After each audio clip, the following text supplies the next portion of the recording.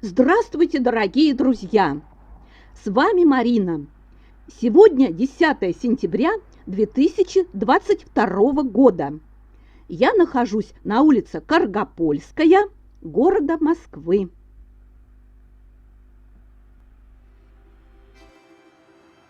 Эта улица расположена в северо-восточном районе города Москвы в нашем Отрадном и названа в честь города Каргополь, что находится в Архангельской области. В деревнях Каргопольского уезда уже несколько веков существует старинный промысел изготовления глиняных изделий. На этой малоплодородной северной земле люди издревле по осени, закончив полевые работы, приступали к занятию гончарным мастерством.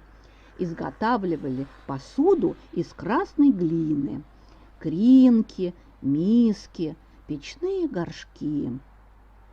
И как бы, между прочим, отдыхая от трудов и разнообразя свой досуг, гончары стали из остатков глины лепить игрушки, маленькие фигурки людей, животных, сказочных и мифических существ. Так появилась каргопольская игрушка. А здесь, в Москве, на этой улице, каргопольская игрушка мастерами представлена в увеличенном виде. Это целые скульптуры, некоторые выполнены в 1,5–2 человеческих роста. Скульптуры эти видны издалека всем проезжающим и пешеходам. И мы сегодня погуляем здесь на зеленых лужайках, полюбуемся красотой и немного поговорим об этом промысле. Глиняная каргопольская игрушка стала широко известна лишь в начале XX века, но этот старинный промысел процветал в тамошних деревнях издавна, и некоторые образы этой игрушки восходят чуть ли не к языческим временам. Образы кукол архаичны, выделяются чертами монументальности. Куклы чем-то похожи на древних столбообразных идолов.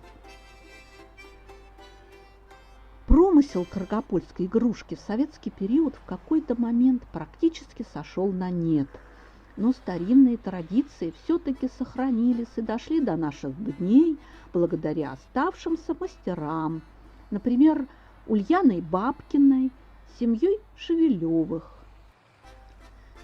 Каргопольские умельцы любили лепить животных, как настоящих, так и вымышленных. Среди образов животного мира преобладают медведи, кошки, собаки, коровы, лошади. Вот здесь мы видим корову. Во многих славянских культурах корова является символом матери земли, кормилицы. Вот эта скульптурка коровы, чтобы зрителю было понятно, здесь размером примерно как бывает фигура животных на каруселях. И на эту вот корову, условно, ребенок может сесть верхом. Образ коровы схематичен, но все при ней, как говорится, и рожки, и ножки.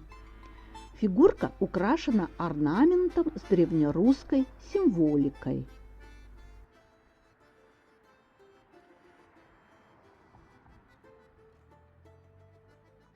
А мы идем к следующей скульптуре. Это фигурка женщины в красной юбке с орнаментом солнца и с сине-белым верхом, обобщенные формы тела, плоское лицо, высокий головной убор, типичные черты каргопольской куклы.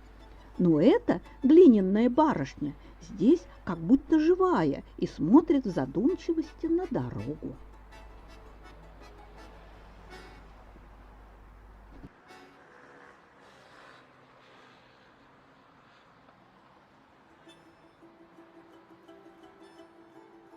А вот красный конь, размером тоже примерно как на детских каруселях.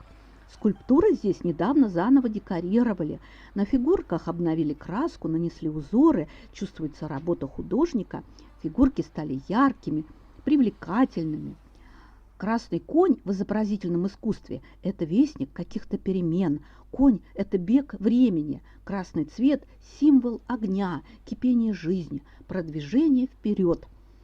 Карл Юнг считал, что конь выражает магическую сторону человека, интуитивное познание.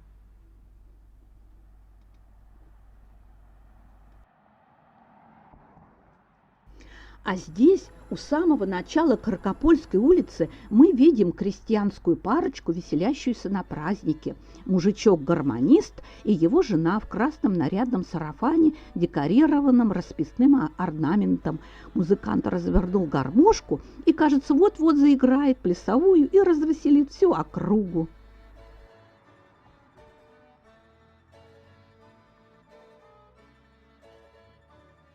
Сарафан у крестьянки вышит ромбами. Это символ счастья и удачи. На фигурке белая рубаха. Женщина подбоченилась и готова пуститься в пляс. Голову фигурки украшает праздничный головной убор. Мужичок с гармонью, крепкий, коренастый, с окладистой бородой. На его голове мы видим красную нарядную шапку, на лице улыбка. В руках музыканта расписная гармонь. Руки у гармониста вылеплены условно, символично. Здесь нет ни запястий, ни пальцев. Таков стиль каргопольской игрушки. Красные деревенские порты, лапти. Сидит себе гармонист на березовом пенечке и веселит наша отрадная.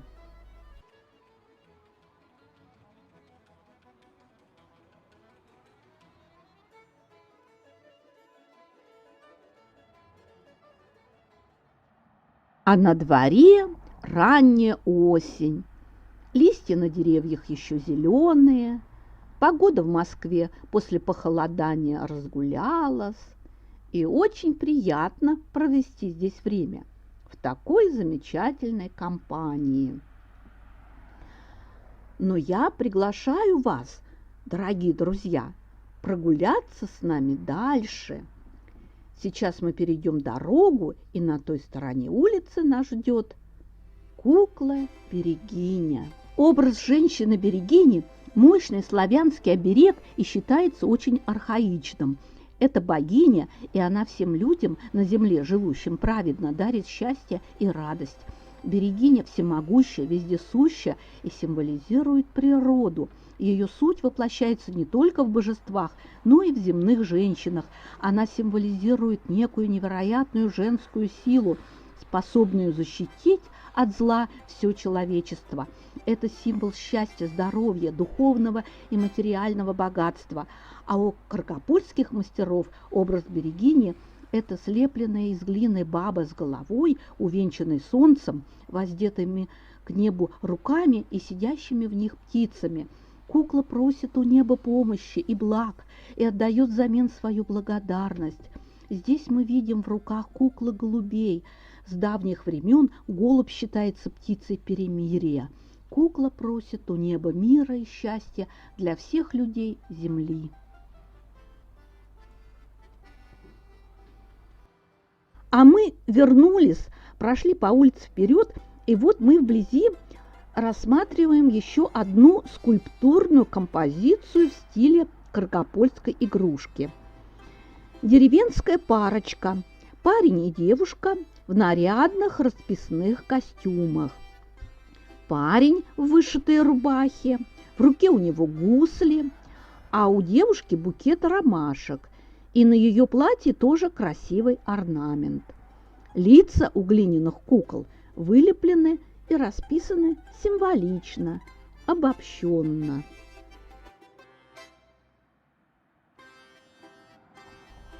Это типичная деревенская сценка. Парень провожает девушку домой до калитки. Но они не спешат расставаться, продолжают беседовать через забор.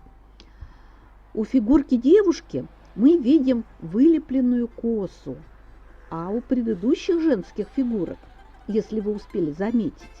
Косички были лишь условно прорисованы вдоль шеи и спины.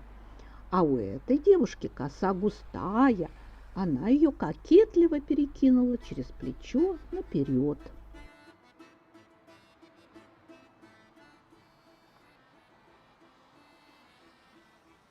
Вот стоят влюбленные и никак не могут расстаться. Щечки у девушки зарделись ярким румянцем, а на щеке у парня современный художник изобразил след от поцелуя. Вот такая парочка. А березовый забор – это как препятствие, которое молодым предстоит преодолеть. Разрешат ли им их родители пожениться? Возле деревянной часовни Николая Чудотворца нас встречает еще одна замечательная скульптурная композиция. Дедушка с внуком отдыхают на спиленном дереве, а рядом с ними на пеньке сидит собака. На этой поляне с голубями так гармонично вписываются эти персонажи, и они кажутся живыми, как будто сидят здесь и подкармливают птиц.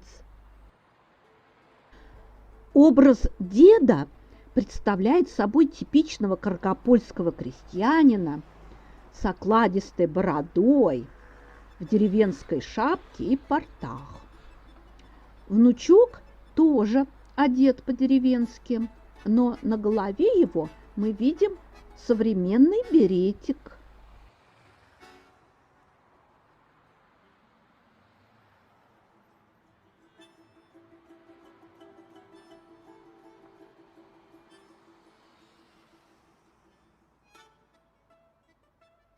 Особый интерес вызывает образ собаки.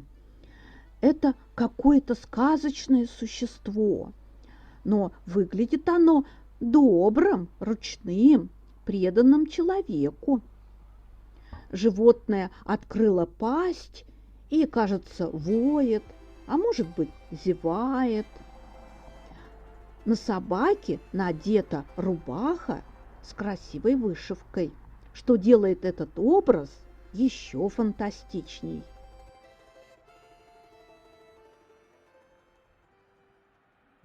А глиняный дедушка держит в руках книгу или грамоту.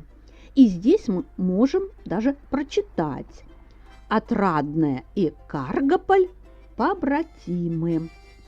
Дело в том, что наш район Отрадное, хотя административный и принадлежит к Северо-Восточному округу, фактически находится на севере Москвы, а Каргополь – северный русский город. Так вот и сложилось, что район и город стали побратимы.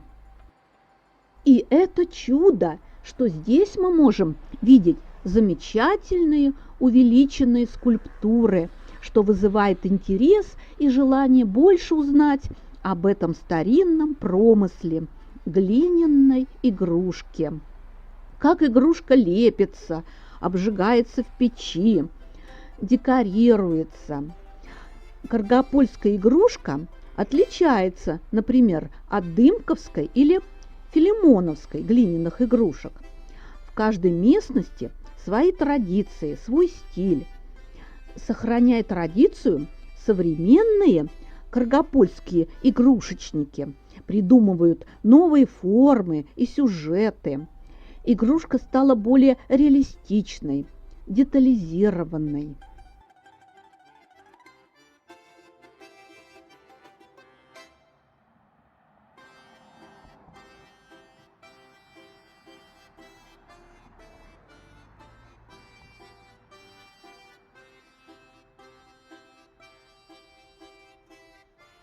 Но что-то в этих куклах продолжает оставаться древним, архаичным.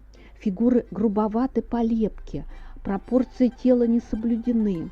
Часто позы фигурок статичны, в них нет движения, как вот в этих, в кавычках, каменных бабах. При всем этом женские образы очень деятельны. В руках у крестьянок мы видим корзинки, прялки. Вот здесь мы у одной барышни видим даже кошку. Часто игрушечники лепят фигурки женщин с младенцами на руках, и нас завораживает удивительная пластичность образов.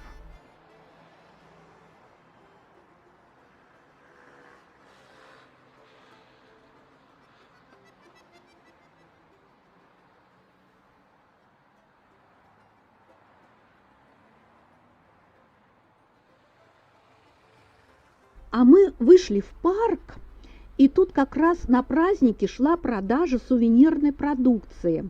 Вот так выглядит каргопольская игрушка в натуральную величину. Это маленькие сувенирные фигурки. А мы желаем всем крепкого здоровья, счастья, радости и мира, чтобы на планете совершались только добрые дела, и чтобы в жизни у каждого человека было хорошее настроение и желание дарить друг другу приятные сувениры.